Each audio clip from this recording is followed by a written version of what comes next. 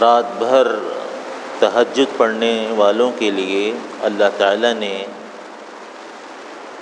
تعریف فرمائی ہے، وَبِالْأَسْحَارِ هُمْ يَسْتَغْفِرُونَ، کہ جب عبادت کا رات کا ایک بڑا حصہ عبادت میں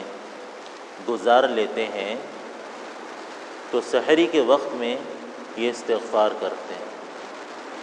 یعنی اپنی عبادت پر مغرور اور گھمنڈ نہیں کرتے، مغرور نہیں ہوتے، یا اللہ ہم تو بڑے کوتاہ ہیں، ہماری عبادت میں بڑی کوتاہی ہے۔ تو صحابہ کے بارے میں اللہ تعالیٰ نے تعریف بیان فرمائی، وَبِالْأَسْحَارِ هُمْ يَسْتَغْفِرُونَ۔ تو جو سحری کا وقت ہوتا ہے، یعنی صبح صادق سے پہلے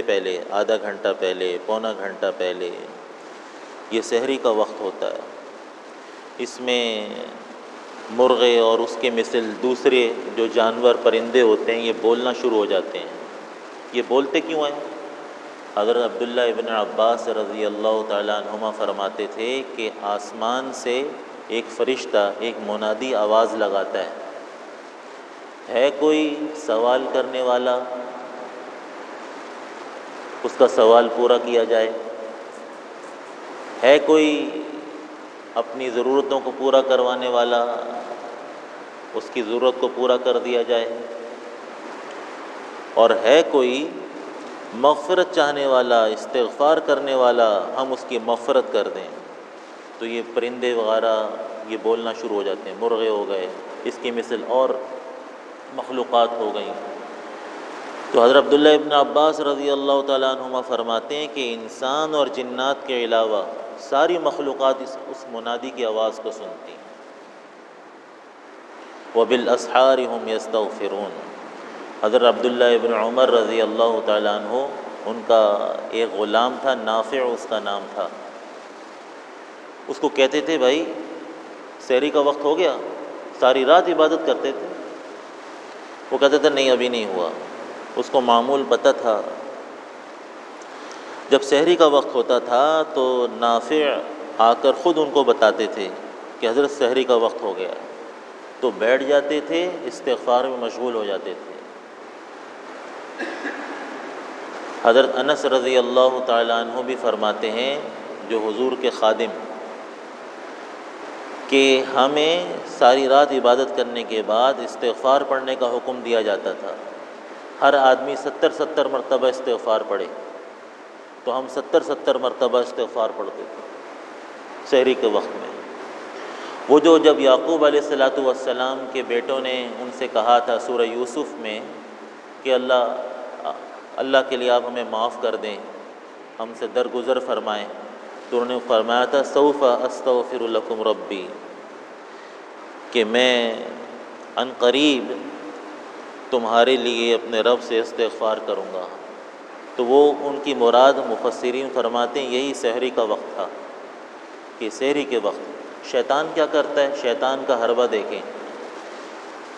اسی وجہ سے اہل اللہ فرماتے ہیں یہ شیطان کا حربہ ہے کہ سحری کے وقت میں وہ تہجد کی نماز میں مشغول کر دیتا ہے اور استغفار سے محروم کر دیتا ہے،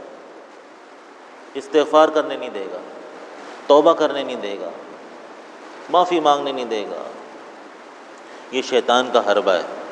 آدمی کو چاہیے کہ اگر سحری کے وقت میں بھی آنکھ کھولے تو وہ بھی تہجد ہی کا وقت ہوتا ہے، تو استغفار آنکھ کھلتے ہی کرنا شروع کر دے۔ الحمدللہ الذی احیانا بعد ما اماتنا والیہ النشور، ان فی خلق السماوات والارض واختلاف اللیل والنہار لآیات لأولی الالباب۔ سورہ آل عمران کی یہ آخری آیت ہے، یہاں سے آخر کی 5-6 آیتیں ہیں۔ یہ حضور صلی اللہ علیہ وسلم بستر ہی پہ تک تلاوت فرماتے تھے، اور پھر اس کو چاہیے کہ یہ استغفار ہی شروع کر دے، استغفر اللہ استغفر اللہ، تھوڑی دیر بستر پہ بیٹھا رہے، استغفر اللہ استغفر اللہ استغفر اللہ، اللہ کی طرف دھیان کر لے۔ اور یہ کہ پھر استغفار کرنے کے بعد پھر بستر سے اٹھے، وضو وغیرہ کرے، استنجا کرے، پھر واپس آ جائے، پھر استغفار کرتا رہے، تولیے سے وضو پہنچ رہا ہے، استغفار میں لگا رہے۔ اور پھر تہجد میں بھی سنت یہ ہے، سنن النسائی میں موجود ہے، کہ پہلی 2 رکعتیں انتہائی مختصر، پہلی 2 رکعتیں تہجد کی انتہائی مختصر، اس کے بعد جو دوسری 2 رکعتیں ہوں گی وہ لمبی ہو جائیں، پھر جو تیسری 2 رکعتیں ہوں گی وہ اور لمبی کر لیں، پھر تہجد کی نماز لمبی کرتے چلیں۔ لیکن پہلی جو 2 رکعتیں ہیں سنت یہ ہے، عرب اچھی طرح جانتے ہیں، صحاح ستہ میں یہ روایت موجود ہے، موطا امام مالک میں بھی موجود ہے کہ پہلی 2 رکعتیں رسول اللہ صلی اللہ علیہ وسلم مختصر پڑھتے تھے، اس کے بعد تہجد کی 2 رکعتیں جو دوسری ہوتی تھیں وہ لمبی پڑھتے تھے۔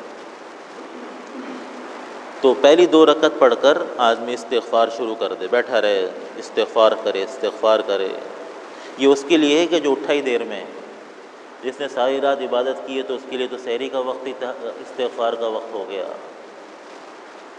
اور اگر حضرت عائشہ رضی اللہ تعالیٰ عنہ فرماتی ہیں کسی کی تہجد کی نماز رہ جائے تو رسول اللہ صلی اللہ علیہ وسلم کا ایک عمل ذکر کرتی ہیں، سنن النسائی میں موجود ہے کہ اگر کسی تکلیف یا کسی عذر کی وجہ سے حضور صلی اللہ علیہ وسلم تہجد کبھی نہیں پڑھ سکے تو 12 رکعتیں دن میں حضور صلی اللہ علیہ وسلم پڑھتے تھے۔ اور پھر وہ تکلیف اور بیماری کیا، اس کے بارے میں بھی مفسرین نے کافی تفصیل کی ہے، محدثین نے بھی۔ بعض فرماتے ہیں کہ بیماری نہیں تھی، وہ وجہ یہ تھی کہ جب حضرت جبریل علیہ السلام کے آنے میں جب تاخیر ہو جاتی تھی وحی میں، تو یہ بات حضور صلی اللہ علیہ وسلم کو بہت گراں گزرتی تھی کہ جس کی وجہ سے، جس کے اثر کی وجہ سے اذیت ہوتی تھی اور تکلیف ہوتی تھی، غم بہت بڑھ جاتا تھا۔ خیر، تو 12 رکعت تہجد کی نماز آدمی، تہجد تو نہیں ہوگی لیکن 12 رکعت دن کے وقت میں پڑھ لے۔ اسی لیے حضرت عمر رضی اللہ تعالیٰ عنہ، حضرت ابن عباس رضی اللہ تعالیٰ عنہ، حضرت سلمہ رضی اللہ تعالیٰ عنہ، ان سب سے صحاح ستہ کی کتابوں میں، ابو داؤد میں، ترمذی میں، نسائی میں، مشکات میں یہ ساری باتیں موجود ہیں کہ اگر کسی شخص سے اپنا کوئی عمل رہ گیا، کوئی وظیفہ رہ گیا، قرآن کی تلاوت نہیں کر سکا، ناغہ ہو گیا پچھلے دن، حضور صلی اللہ علیہ وسلم جیسے ارشاد فرمایا لا تدع قراءۃ القرآن علی کل حال، کسی حال میں قرآن کی تلاوت نہ چھوڑنا، کسی حال میں۔ اب ناغہ ہو رہا ہے تو اس کو چاہیے، حضرت عمر فرماتے تھے کہ اگلے دن زوال سے پہلے اس عمل کو پورا کر لے تو ناغہ شمار نہیں ہوگا، اس وظیفے کو، اس تہجد کی نماز کو، اس قرآن کی تلاوت کو اگلے دن زوال سے پہلے اس کو مکمل کر لے، ناغے میں شمار نہیں ہوگا۔ یہ کہہ سکے گا کہ کبھی ساری زندگی میری قرآن کی تلاوت فوت نہیں ہوئی، یہ کہہ سکتا ہے، اگر قسم کھا لے اس بات پر تو جھوٹا نہیں ہوگا، زوال سے پہلے ناغہ شمار نہیں ہوتا۔ تو اس بات کا اہتمام کرنا چاہیے کہ ہمارے جو معمولات ہیں ان میں ناغہ نہ آئے۔ اللہ تعالی ہمیں عمل کی توفیق عطا فرمائے۔ الحمدللہ رب العالمین۔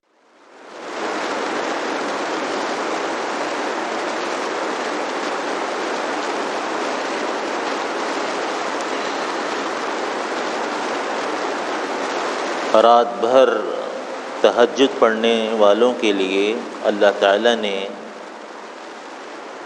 تعریف فرمائی ہے، وَبِالْأَسْحَارِ هُمْ يَسْتَغْفِرُونَ، کہ جب عبادت کا، رات کا ایک بڑا حصہ عبادت میں